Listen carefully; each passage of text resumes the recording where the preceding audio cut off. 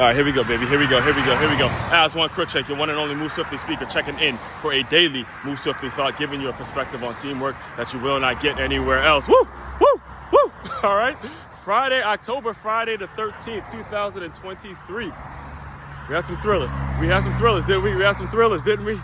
Had the big one, obviously, the one that's going to dominate all the headlines, the overtime victory between Stanford and Colorado, the 29-0 lone lead by the Colorado Buffaloes. That was a pretty good game. All right, that was pretty great. That was pretty crazy. I ain't gonna lie to you.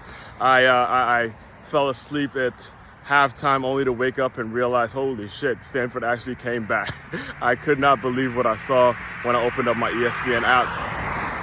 Then the big one in my for a personal standpoint, the big one in the high school world, the Good Counsel DeMatha one, went into overtime, and you already know them Falcons. Shout out to the alma mater, the Good Counsel Falcons. They pulled out the victory in overtime. So two very, very thrillers and very huge games. And, like I was telling you guys a couple weeks ago, mid-October is when football really starts getting ramped up. Right? We really start to see the separation between what you're made of, who's going to pull out these victories, all that kind of stuff, because guys are down, guys are banged up.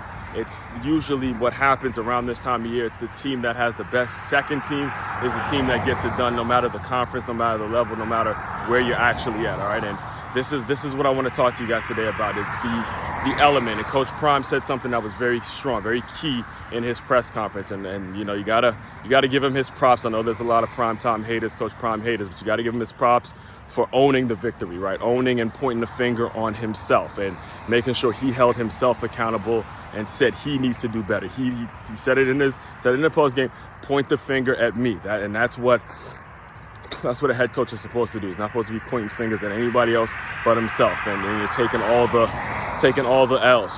Coach had a favorite youth. My favorite coach that I ever played for was Coach Bryant Davis. And I remember he would say all the time, look, coaches take the losses, players take the wins. Coaches take the losses, players take the wins. And that's what Coach Prime did do last night in this post-game press conference, right? So, because of all that, because of a lot of the things that he was saying in terms of fighting complacency and how he felt the complacency. He felt the complacency in the locker room, and he kind of sensed that this was coming. I got to tell you guys this. I got to take you guys back to 2008, right? 2008 was the first time ever, actually, that Good Counsel and DeMatha played on ESPN. This was before it became Dancel Field. It was like let me just kind of paint the picture for you guys. It was like a Montgomery County youth football all-star game. It was like one of the premier nights, a historic night in Montgomery County football history. You had Jelani Jenkins, coming out of Maplewood, who was the headliner of the entire event. You had Caleb Porzell coming from Olney, who had the best game. Dominated.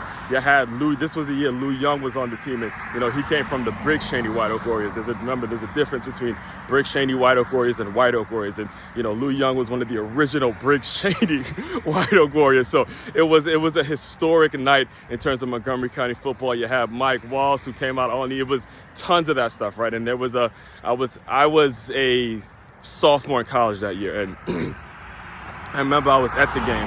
I was watching the game with a longtime youth football legend. His name is Barry Davis, and he's actually the brother, Coach Brian's brother, the one I just mentioned. And I remember the game, and I'm going to take you guys in the moment, because we were we was busting some DeMatha ass, and it was crazy because we was busting that ass, and it was on national TV, so it was extra the embarrassment, and I was loving it. I enjoyed all of it, right? Caleb Porzell's up and down the field, just ripping them. He was the current, like the boy now, Dylan Jones. He was like the Dylan Jones back then, right? Like, he was just nasty with it, stiff arming cats, moving, finding the holes up. The minute you got him into the second level, he was gone. You wasn't catching him, all right? You give him some open, like a little bit of open field, he was out of there, right? So he's doing his thing and making shit happen. And I remember Barry Davis said something that was very key while we were watching this blowout. He goes, look, everyone knows this don't mean a damn thing until they go out to Navy and they win there. what he was basically saying was, Navy was where we used to play the WCAC championship. I'm not sure where they play it these days, but what he was saying was very key, is that complacency is like, yes, regular season wins, incredible. Happy to see them. They're great for the prestige, just great in general for the community, all that stuff. It brings the community out. But at the end of the day, it's about winning championships. It's about winning championships, about getting your conference title, getting your division, getting your national championship, whatever the championship means for you. And this is true not just in the football world, but in the business world as well.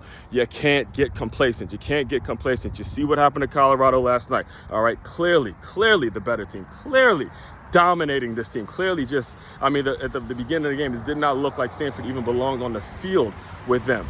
You get a little complacent, you give up some big plays. Next thing you know, you end up losing the game. And these are the things that can happen in your business if you don't keep grinding, if you don't keep fighting, if you don't have this mindset of I'm going to keep going regardless of the outcome. Whether you win, whether you lose, you got to have a mindset. I'm going to keep rolling regardless. Got me? These are the things that the game teaches. These are the lessons in life that the game is going to constantly and continuously teach you. So pay attention to it, and do not get complacent, all right? To dive deeper into my work, main website is makeyourmove.com. That's MakeYaMove.com. One-stop shop for all your teamwork and your self-development needs. Aswand Cruickshank, your one and only Move Swiftly speaker, checking out. You guys continue to move swiftly. We will talk more soon.